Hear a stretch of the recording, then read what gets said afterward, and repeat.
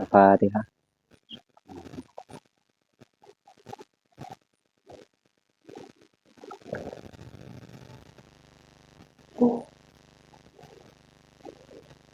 Alhamdulillah nahmaduhu wa nasta'inuhu wa nastaghfiruh wa na'udzu billahi min syururi anfusina wa min sayyiati a'malina may yahdihillahu fala mudilla lahu wa may yudlil fala hadiya lahu. Asyhadu an la ilaha illallah wa la syarika lahu wa asyhadu anna Muhammadan abduhu wa rasuluh. Allahumma shalli wa sallim ala sayyidina Muhammad wa ala ali sayyidina Muhammad wa ala rabbi shrah li sadri wa yassir li amri wahlul 'uqdatam min lisani yafqahu qawli amma ba'd. Baik, selamat malam teman-teman sekalian ya, sudah hadir di sini. Dan ibu-ibu juga kan gitu. Karena nggak mungkin kita panggil bapak-bapak itu. Rois nanti cemburu kalau dipanggil bapak-bapak. Ya problem Holdes tadi digombalin, dirayu sama Ria itu soal lain ya.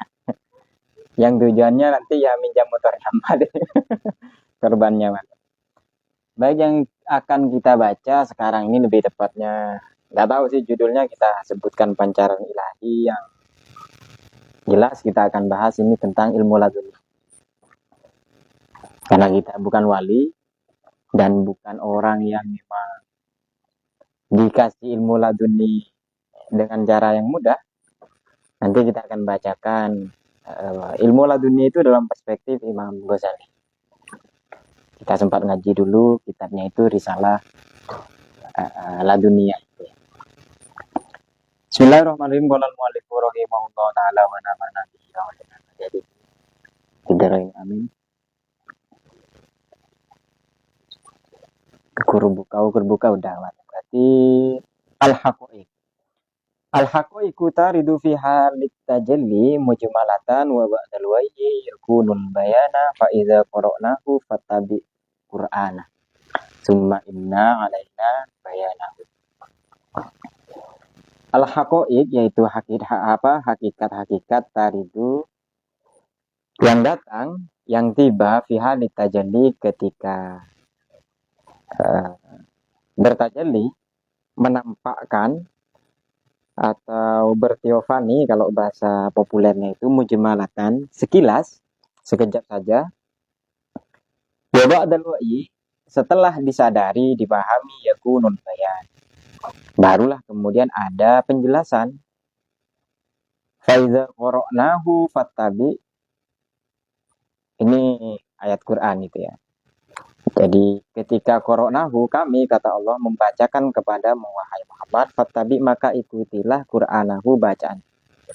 Summa inna alaina bayanahu, kemudian inna sesungguhnya tanggungan kamilah bayanahu penjelasannya. Jadi secara gampang kata Ibnu Athaillah, ayat ini berhubungan dengan yang hendak dijelaskan tentang haqaiq. Yang akan kita baca ini adalah syarah dari Imam Asy-Syarqawi. Dia ini lahir ya sekitar abad 17-an gitu. Kata beliau, al-haqaiqu ay ulumul laduniyah. Jadi yang dimaksud haqaiq di sini itu adalah ilmu-ilmu laduni. Allazi yaktifuha Allahu ta'ala fi asraril arifin inda bara'atihim minad da'wa wa tahririhim mirrikil aghyari wa ta'arudihim bisirrihim ila nafatil haq.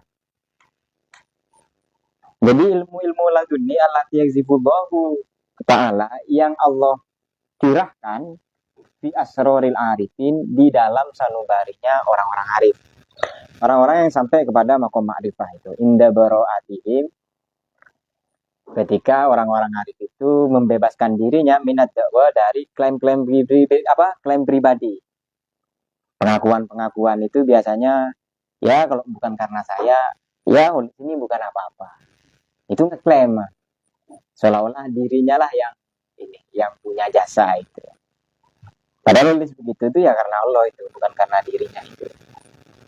Kemudian wa tahririhim min rikil aryari, kemudian orang arif yang membebaskan, yang memerdekakan diri mereka mirikil aghyari, dari perbudakan dunia. Jadi salah ada ini ya, yang satu itu dari klaim pribadi, sok-sokan lah, takjub itu, sosok hebat itu dengan dirinya sendiri. Kemudian yang kedua, dikil Arya, perbudakan dunia itu. Kalau nggak ngegame, pusing gitu. Itu dibudak dunia, diperbudak dunia. Nah. Atau misalnya ada bahasa ini, ya bahasa mahasiswa yang sok-sokan biasanya. Kalau nggak merokok, kurang cerdas ya. Jadi kalah sama rokok otaknya itu. Ngakunya cerdas tapi sekalah sama rokok. Kemudian wa ta'arudihim bisirin ila nafahatil haq. Kemudian mereka menghadapkan sanubari mereka itu pada anugerahnya Allah. Jadi ilmu laduni itu secara gampang kalau kata Imam Ghazali itu adalah sarya nunuril ilham yakunu ba'da taswiyah. Jadi yang disebut ilmu laduni itu adalah pancaran cahaya ilham. Yakunu ba'da taswiyah, yang itu setelah melakukan proses penyempurnaan. Jadi untuk memperoleh ilmu laduni, secara gampang ilmu laduni itu adalah inspirasi. Ilham itu kan bisa kita maknai inspirasi. Inspirasi, paham inspirasi ya?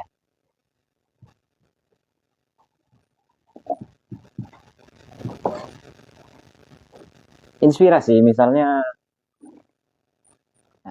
apa ya? Ada ujian, kan nggak belajar, tapi kalian nemu jawabannya. Itu namanya inspirasi.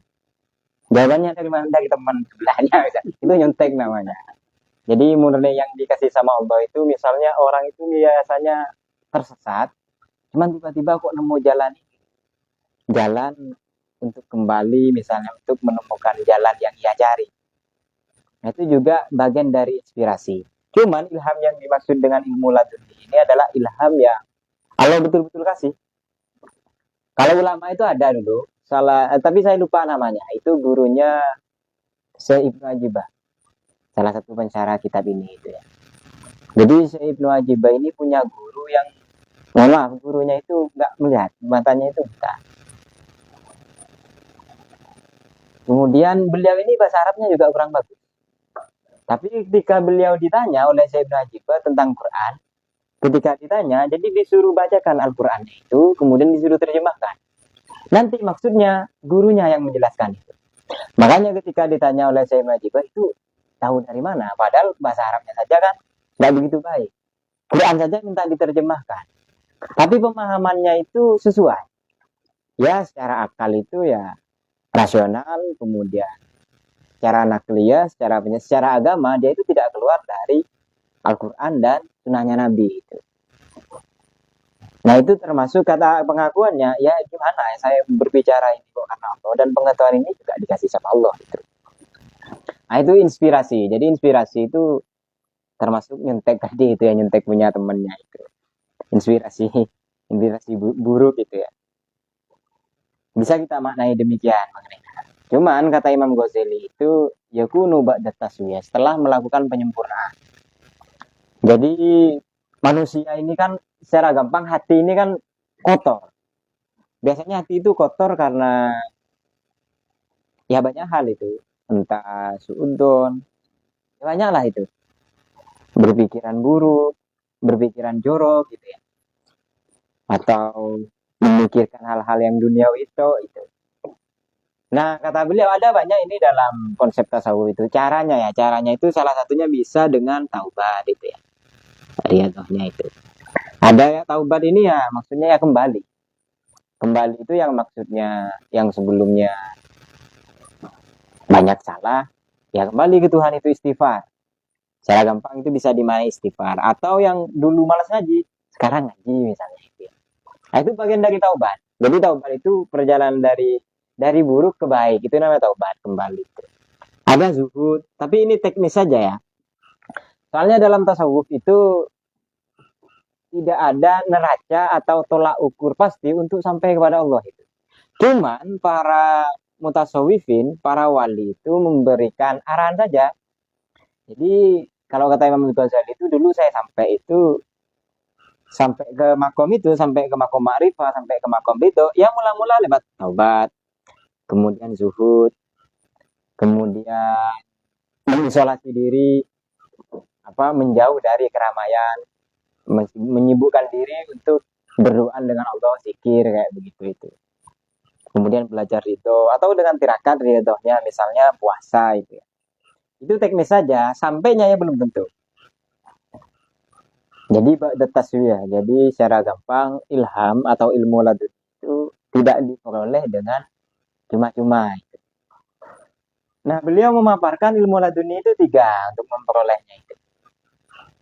Jadi bisa diperoleh itu dengan akaduha ini. Tahsilu jami'il ulum wa ahzul hazil awfari min aksariha. Jadi setiap ilmu yang diperoleh itu yang diambil secara sempurna bahkan lebih banyak. Jadi salah satu dari bentuk laduni, nah teman-teman kan pelajar di sini. Jadi pelajar itu ternyata kalau menurut Imam Ghazali bisa kita maknai dia juga disebut mendapatkan ilmu laduni. Karena kan teman-teman belajar itu kan sama-sama jam 8 mulainya itu kan. Jam 9 sama-sama pulang. Kok yang satu dengan yang lain itu kok beda hasilnya? Ada yang 10% pahamnya itu ya. Ada yang kalau dijelasin itu jiwa dan pikirannya ada di mana-mana itu ya. Mind, body, and soul. Jadi badinya, jadi dalam istilah psikologi itu kan manusia ini ada body, badan fisik itu. Ada mind, kemudian ada soul. Jadi memang orangnya di sini itu ya. Cuman pikiran dan jiwanya ada di mana-mana. Holis itu misalnya ada di biliar itu. Pikirannya ke sana itu, sekalipun orangnya di sini. Salah satu penyebabnya kenapa kemudian pemahaman, pemikiran atau perolehan dari ilmu itu tidak diperoleh secara sempurna, ya salah satunya itu konsentrasi itu ya. Makanya ketika kita menyampaikan pelajaran, makanya kita minta itu konsentrasi. Kalau nggak konsentrasi nanti hilang itu. Yang konsentrasinya hilang-hilangan itu ya nomor hadiah enggak itu. Nah, bisa di ilmu.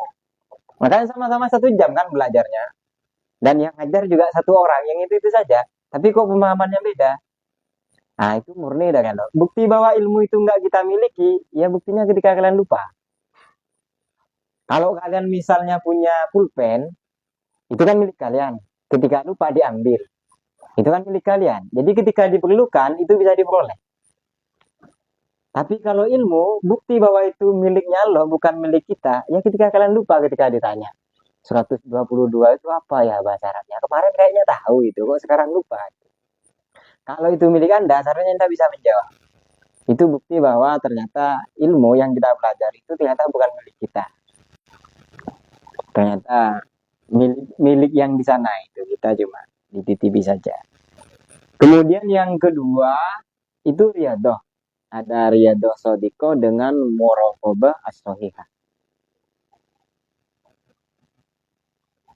Riyadhah ini olah jiwa atau ya semacam ya tirakat gitu ya. Itu termasuk riyadhah juga. Kemudian yang ketiga ini karena beliau ini termasuk pelajar juga pemikir juga filsuf at-tafakur. Demikian orang berpikir itu juga termasuk atau bagian dari ilmu laduni. Jadi Imam Syafi'i itu tidur beliau itu 8 jam. Katanya 8 jam itu. Cuman tidur beliau selama 8 jam itu bisa menyelesaikan persoalan hukum fikih 1000 persoalan katanya itu. Dalam tidur 8 jam. Kisahnya itu kata ada anaknya siapa, ulama siapa itu ya. Ulama Ahmad. Jadi punya anak itu ya. Jadi Imam Syafi'i datang ke sana, dikasih makan itu. Ya makan setelah makan ternyata tidur. Lalu kata anaknya itu anak perempuannya, ada ulama ya begini ya katanya. Habis makan tidur katanya ulama katanya. Yang sholat kita ngikut Imam Syafi'i itu kan ikut beliau. Jadi setelah makan tidur itu ya. Tidurnya 8 jam. Masa lama begitu? Setelah ditanya ternyata beliau dalam tidurnya itu menyelesaikan 1000 persoalan fikih itu. Kalau kita kan nambah 1000 persoalan itu ya. Setelah bangun tidur itu. Banyak dong yang nggak sholat subuh itu ya. Mencari makan kadang nggak dimasakin gitu. Udah ditinggal motong gitu ya. Cari makan di rumah di dapur itu. Nah salah satunya memikir untuk teman-teman yang senang mikir itu. Masa mikir kayak gitu. Tahu ya kok.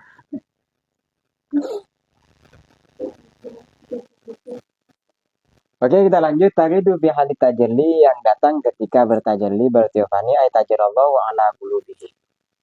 Yakni Allah itu bertajalli di dalam hati mereka mujmanatan secara sekilas.